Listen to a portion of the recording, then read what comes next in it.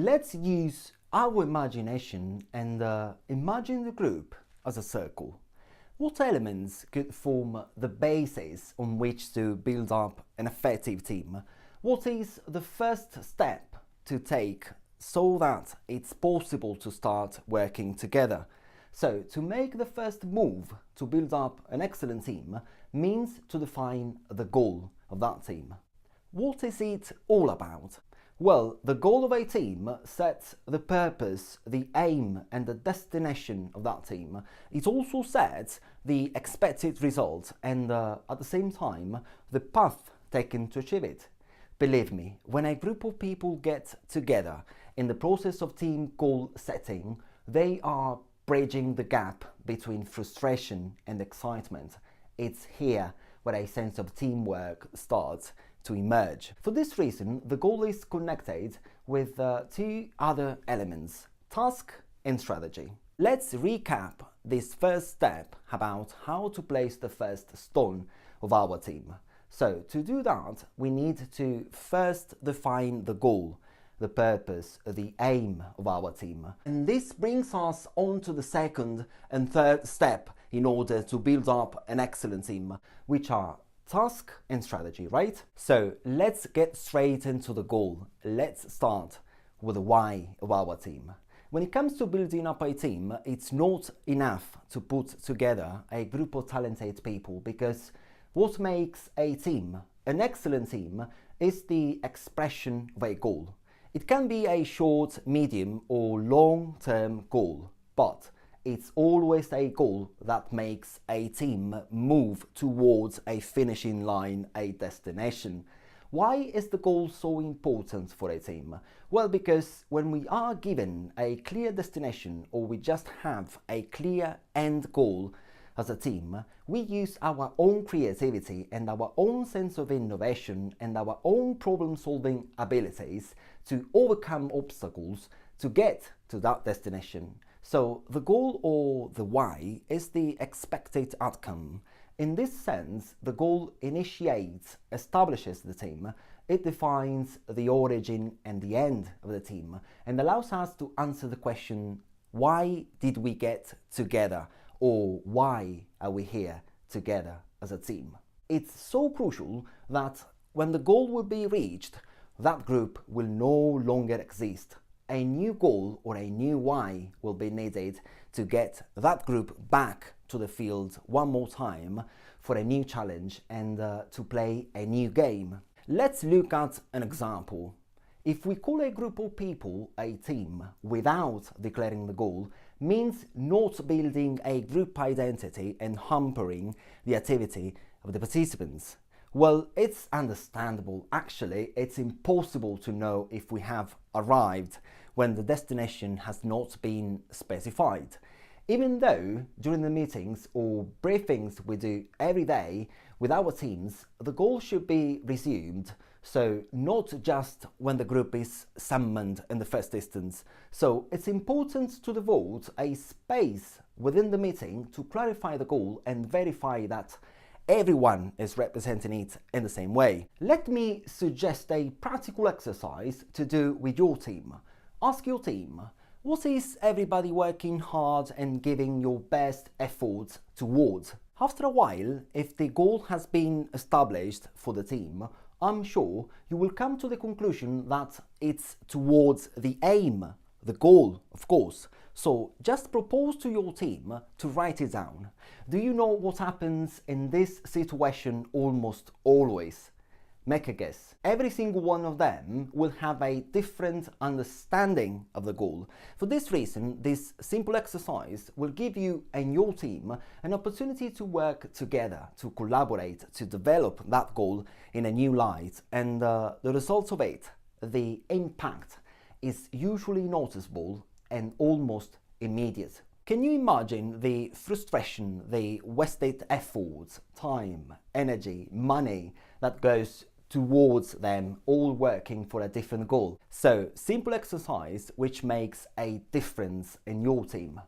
Before moving on to the task, let's say quickly what the research shows about the fundamental qualities of the goal for an excellent team, which are clarity and sharing. What does it mean? Well, as for clarity, it means that in such a team, the goal is or should be easy to understand, completely transparent and unclouded, if you like.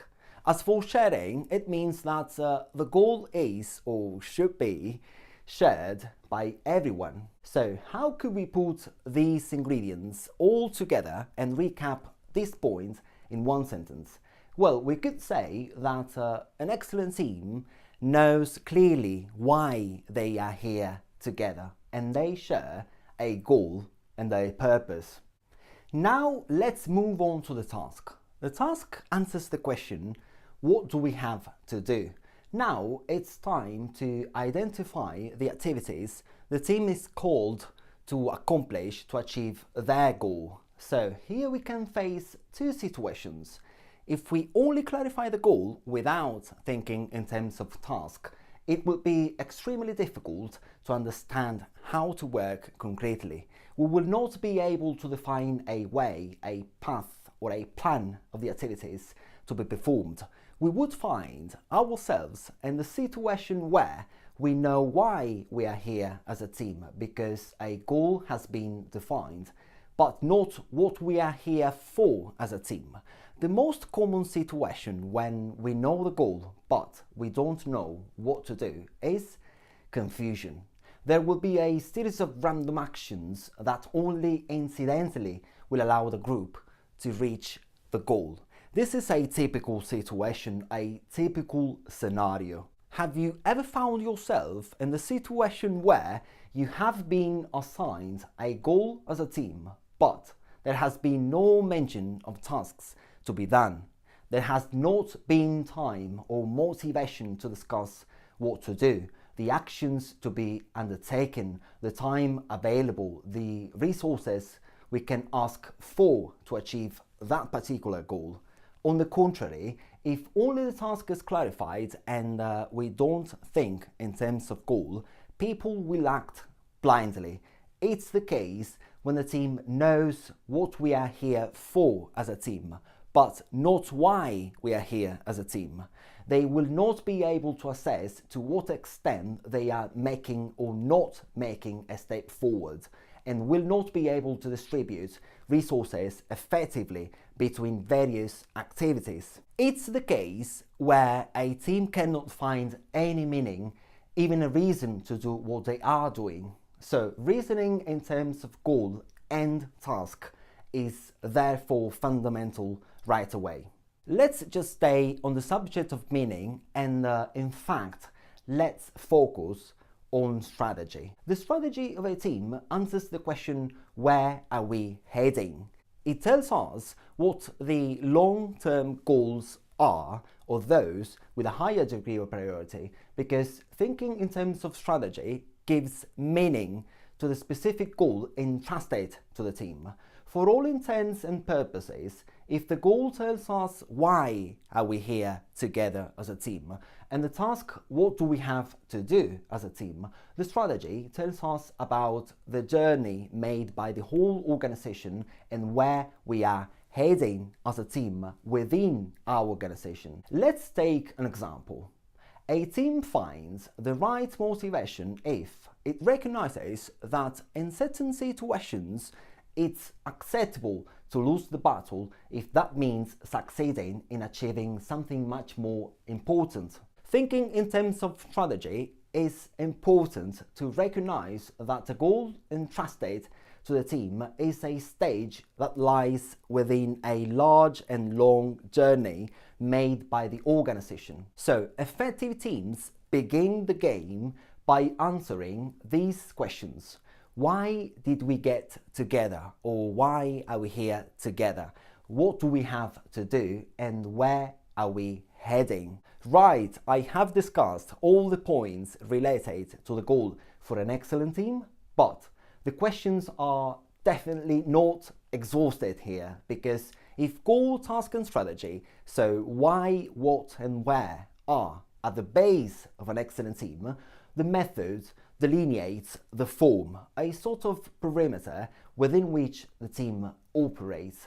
and answers the question, how do we work together? So in the next video, I will be addressing work, design and team forces. The team now begins to define a number of rules capable of governing the realization of the task. So until next time, see you. Ciao!